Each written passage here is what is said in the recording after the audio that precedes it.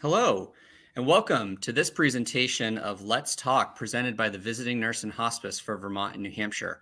I'm your host, Anthony Knox, and I'm the Community Relations Manager for the VNH. And today, after various presentations that we've done talking about all of the different programs that we have here at the VNH, we're joined by the CEO of the VNH, Johanna Beliveau, to talk about all of our programs, how they are a benefit to an individual, how they all kind of work together with one another, and also to talk about our collaboration within Dartmouth Health as one of the many affiliates of Dartmouth Health. So, Johanna, thank you for joining us this afternoon. Thank you, Anthony. I'm very happy to be here. Excellent. So as I like to do with those that are on Let's Talk, just talk a little bit about your background, how you came to be within your leadership role here at the VNH, and also what it is within the VNH that attracts you versus going into the quote unquote typical hospital setting, which obviously. We all know the VNH is not that typical hospital setting.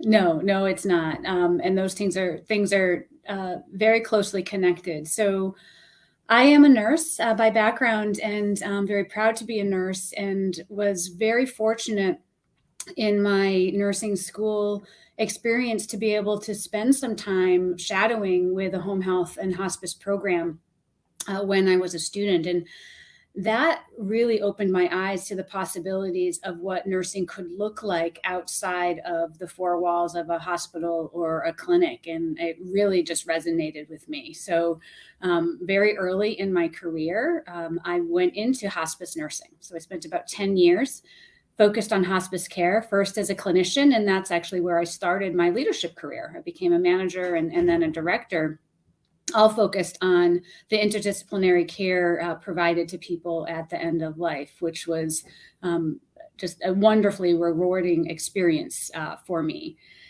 Then my career, I took an interesting trajectory. I've done a variety of things. So after my time in hospice, I did some focused work in quality and safety and regulatory readiness. And then I worked in a children's hospital for a number of years doing some of those things. And when I joined Dartmouth, had an opportunity to really develop in my nursing leadership, working as a director and then as an associate chief nursing officer within the health system.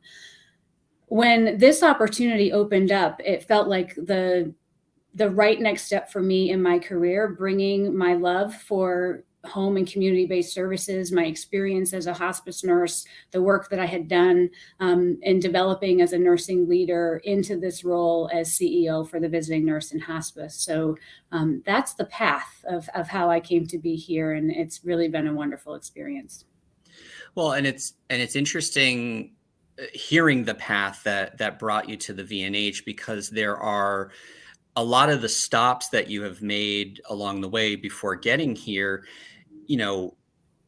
You've experienced a lot of the different programs that we offer within the VNH. I mean, obviously hospice being a huge piece of that, but even, working at a children's hospital and kind of understanding that children's side of things, with our maternal child health program, and then obviously being able to, utilize those skills in the home health setting. But then, with everything, being able to work on your leadership and continue to kind of progress within that leadership chain to obviously where you're at now. And so that kind of trajectory, obviously led you to the VNH. And how long have you been as the CEO of the VNH? Yeah, thanks, Anthony. I've been here for 4.5 years now. It's been a very interesting time. A year and a half into my tenure here at VNH was when COVID came into our communities. And so we've done some different things over these last few years than what I originally expected we would be focusing on and spending our time on. But very, very pleased that we've been able to continue to bring care and services to the communities throughout the pandemic and really reaching people where they are safest, which is at home. And I think that's another piece too that probably a lot of people don't understand and don't know unless they've received services from the VNH over the last, almost 3 years now that the pandemic has been rolling on. That the VNH has continued to provide supports. Talk to me a little bit just about kind of the how things transition to where we're at now as far as providing the supports, because obviously everything's going great, no issues, we're providing supports at home, pandemic hits, and we obviously have to change some of the ways in which we're providing that support, but still not stopping providing that support at home. Right. Yeah, no. We're very fortunate, like everyone in healthcare and really any industry, everything sort of got paused when the pandemic hit, and we were all trying to figure out how do we continue to provide services in the safest way possible. And so after what I would say was just a few weeks of really having to scale back to make sure that we were keeping our staff safe, as well as keeping our communities and patients safe as we were entering into their homes. Once we had all the personal protective equipment in place that we needed to maintain good infection prevention practices, we've been doing the work right along. So by May of 2020, we were really resuming our care and services as they had been prior to COVID coming into our communities. And I'm really proud that we've been able to do that over these last 3 years. And really, it's been somewhat seamless from that regard. That's awesome. Yeah. I myself personally, just starting here December of 2021, and obviously all of this stuff was already in place. You guys had been rolling. Things had been working well, and and it seems like the patients are still getting the exact same care that they were getting before. We just might be wearing a few extra layers of stuff when we go into the home. So that's right. Perfect. Yeah.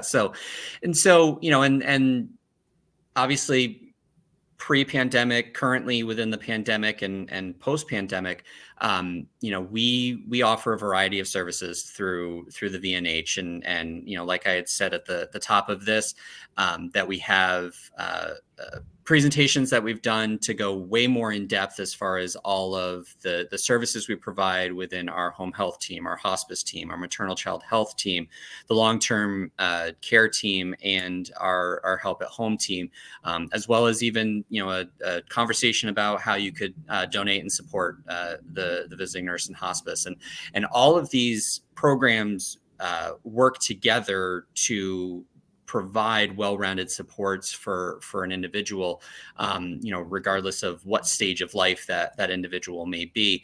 And so from your perspective, Johanna, talk about just kind of how these programs do truly, work together to provide the support, and, aspects of these different programs that,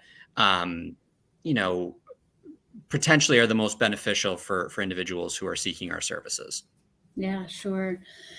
So as Anthony just mentioned, we do have a number of programs that really do help and provide support through the span of life. So, we begin our work with pregnant women and soon to be mothers as they are gearing up for that first or maybe second child, and spend time with them, early in the life of the baby, all the way through hospice care, which is the end of somebody's life. And having the programs that we do, which focus on specific areas. So we bring you the specialty service that you need for whatever that might be at the phase in your life. If you're an older adult, just having potentially a knee surgery or a hip surgery and you need some rehab at home, we have a specialized team who does that work. If you're someone who is managing multiple chronic illnesses, and we have programs through the state of both Vermont and New Hampshire to allow you to stay at home and bring support and services to you directly at home. Our maternal child health program, which again, it starts with that mom and baby care early in life, but also doing medical intervention for kids who have illness or injury. All of these programs are very highly specialized to bring you that service that you need at home. But they also work closely together to recognize what your needs might be that are outside of their particular service area. So as an example, if we have a pediatric palliative care patient who is nearing the end of their life, then we can collaborate with our hospice team to ensure that that patient and their family have everything that they need as they transition into that next phase of their journey. If we have a patient who's on our long-term care and services program, but then needs to have a joint replaced, then we refer them over to our home health program, who can be there for that short period of time for those rehab needs, all the while that they continue to maintain their long-term care services and supports. So it is both highly specialized, but also integrated across all of our programs and really throughout the lifespan. I think that's one of the things that's so unique about the work that we do here at VNH, is that we cover a lot of territory, both geographically and from a service perspective, but we're small enough that we do know each other. And these are leaders who work together every day, connecting on, what are the needs of our patients, and how do we ensure that we are bringing the best of what we have to offer to people in their homes. You asked a question, Anthony, about what I think is sort of most important. And, what I see is the isolation that can happen for people. And again, this isn't just about older adults who we often think about as being isolated at home, but really anyone who's working through an illness or an injury, or someone with chronic illness issues that it prohibits them from getting out as often as they might like. They all experience some sense of isolation. And what VNH does that is so important for our communities and their well-being is bringing this needed care and service to them in their home in the safest way possible, connecting them to their providers, whether that be through telehealth visits or remote visits, or just even a phone call from the nurse or the therapist in the home to say, here's what I'm seeing today, and we really need help with this, that, or the other thing, the coordination that we can offer. But by being in the home with people, developing that relationship with them, broadening their access to healthcare, services, and also just, being a contact and a friendly face for some people who don't get that. Perfect. Yeah. And so one of the things you had touched on around, specialized services for, our different programs and things like that. So I know that at one point there was a little more overlap as far as staff members being able to, work with home health patients and hospice patients and things like that. And, within the last, year or so, last couple of years, the focus has been to have specialized services for, the therapies that we're providing, or the PCAs and things like that, that it's specialized for home health, specialized for hospice, for the maternal child health program and things like that. And so what, talk a little bit about why that decision was made, and how successful it has been in providing that more specialized care with specially trained individuals for those different programs. Yeah. So the why is really just what you're describing, right? So each of those areas has its own set of knowledge and science associated with it. So, to be a home health clinician, nurse, or therapist, you're working on, helping people to recover, recover from injury, manage an acute illness. It's a very different skill set. The things that you need to be aware of, knowledgeable about, be able to teach our patients and their family or caregivers around, very specific set of skills, which is very different. And working predominantly with older adults, that is predominantly an older adult program, is a very different skill and knowledge base than working in pediatrics, or a very different, skill set from working with people at end of life. So that's what drove the decision, is that we wanted our clinicians to have that specialty knowledge, to really be able to sort of dive into their work and be the best potential clinician that they could be based on whatever program that they were working in. because our patients deserve that, right? Our patients need that expert walking into their home who can really help them with whatever they're facing in that moment. And so that's really the reason behind making that change over the last few years.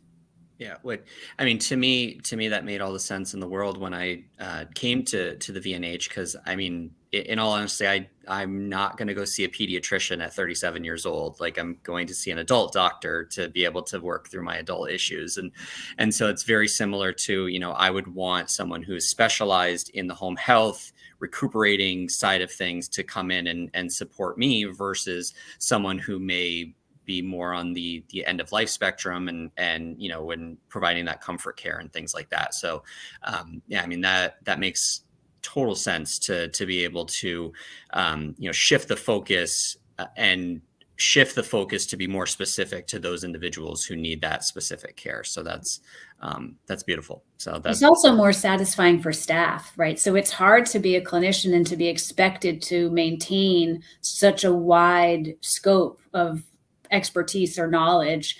So it's a much more manageable and satisfying experience for our clinical team to be able to specialize and focus and really develop a deep knowledge in their area of specialty.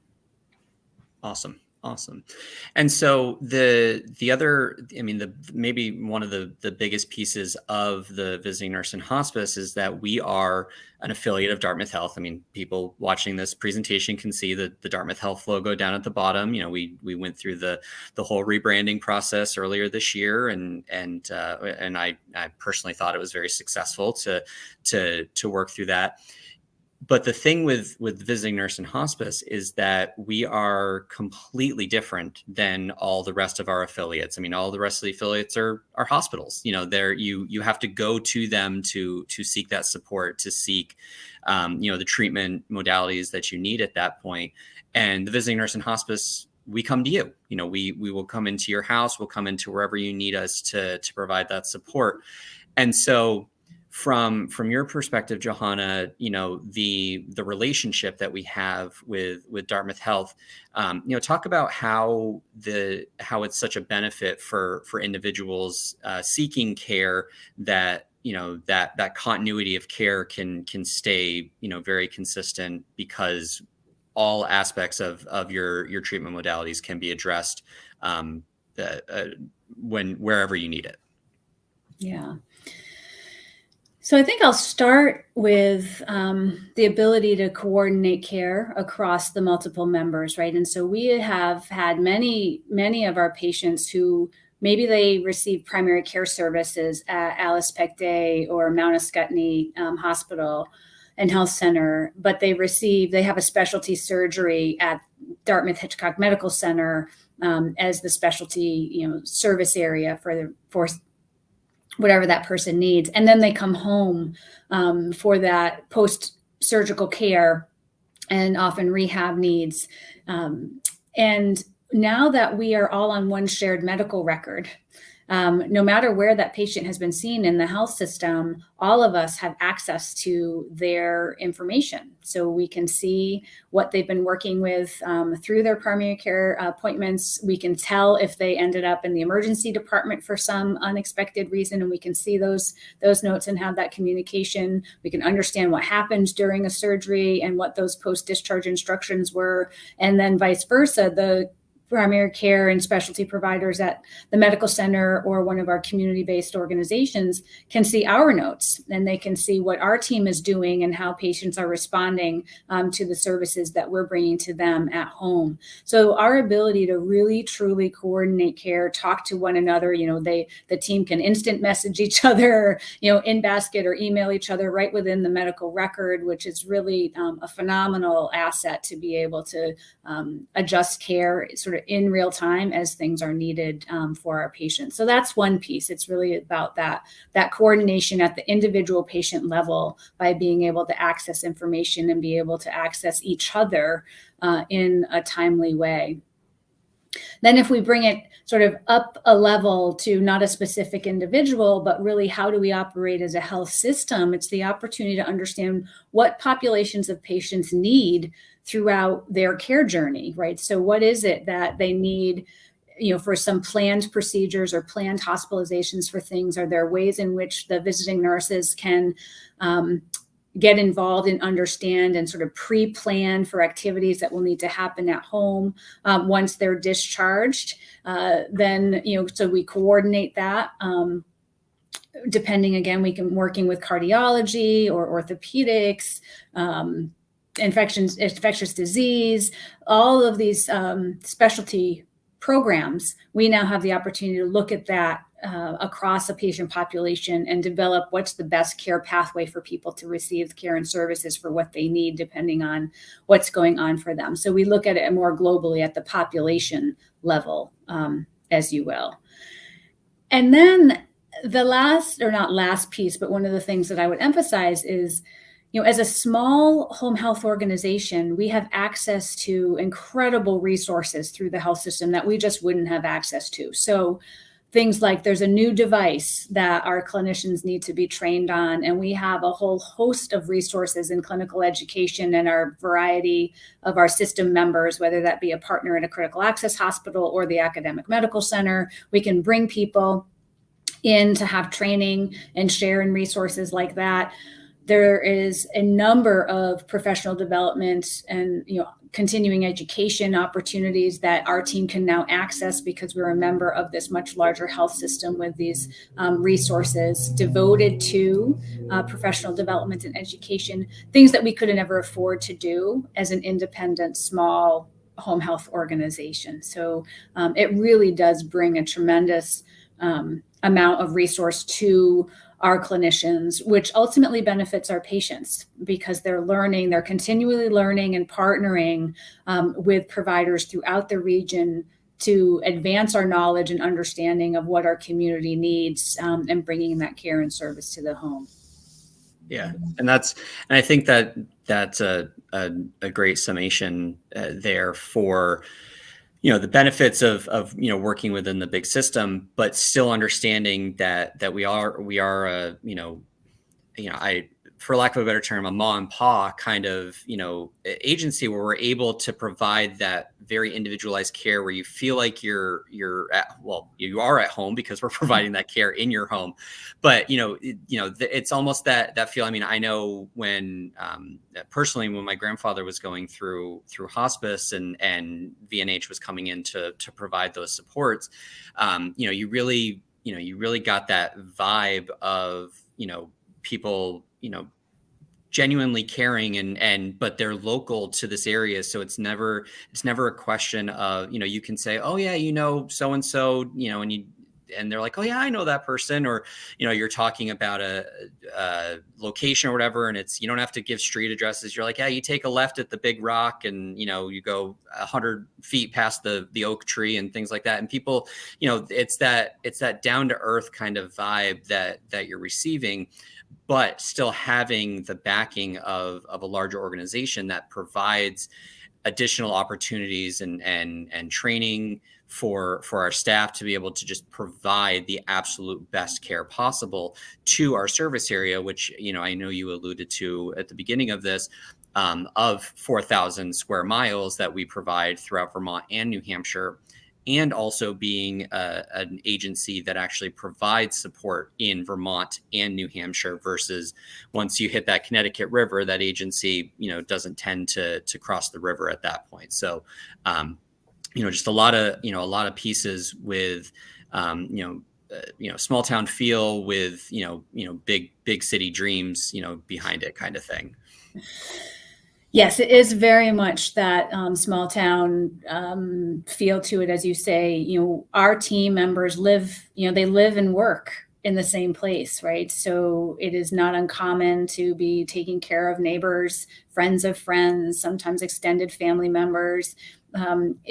It happens when you live in small rural communities like we serve here throughout this, our region, which is 3 counties in Vermont and 2 counties in New Hampshire, and some parts of each of those areas, it's a pretty big territory, but 140 towns, right? I think is what we say, right? That we've counted 140 towns that we go into. And it is that very much that small town feel. And you know the clinical team, the nurse or the therapist who's coming into your home oftentimes. And I think that's a real asset for us. People feel comfortable with our team. They often know, they grew up with these people, or they went to high school together, or their kids played soccer together, or in whatever way that our communities get to know each other. It is really a nice thing to be able to bring that kind of service into the communities where you live.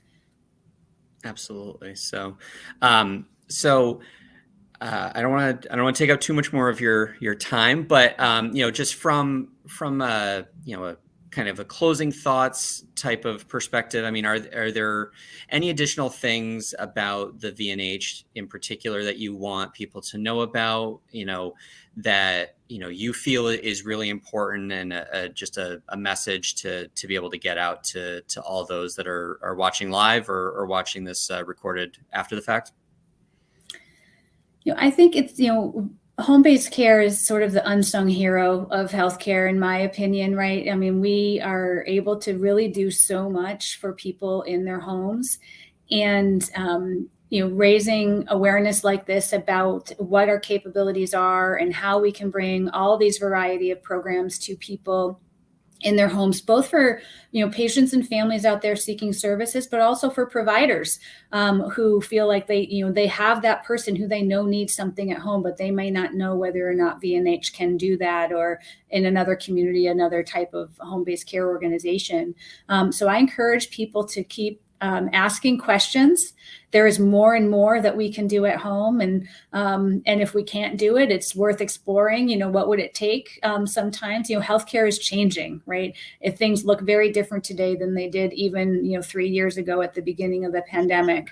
Many more opportunities to think about providing care outside of the walls of the hospital and the clinic, and so. This is just a reminder that, we are here to serve the community. We are continually trying to improve on what we do and to bring different kinds of services to people in their homes. So if, please ask about it. You may have an idea that we haven't considered. And that's part of what we do, is continually trying to adapt to meet the needs of the people that we serve. Perfect. Well, Johanna, thank you so much for taking the time to talk about VNH and all the different aspects of it. And again, like we talked about at the beginning, all of our programs have their own individual YouTube video that you can watch and just learn more information. But like Johanna said, sometimes it's just as simple as picking up the phone and calling us, shooting us an email. You can go to our website, vnhcare.org, and it has all of our contact information, all the avenues in which you can reach out to us. And, we're here to support the community at large and be able to support you in the most comfortable setting possible, which hopefully is your home, and can work with you to provide those supports, to get you back on your feet, to help you with the end of life, whether it's you or your family. We do a little bit of everything, and if there's stuff that we're not doing, let us know and we can see what we can do to make that happen. But again, Johanna, thank you so much for taking the time and chatting with all of us today. Yeah, you're welcome. It's a pleasure. I hope you all have a wonderful Thanksgiving holiday. You as well.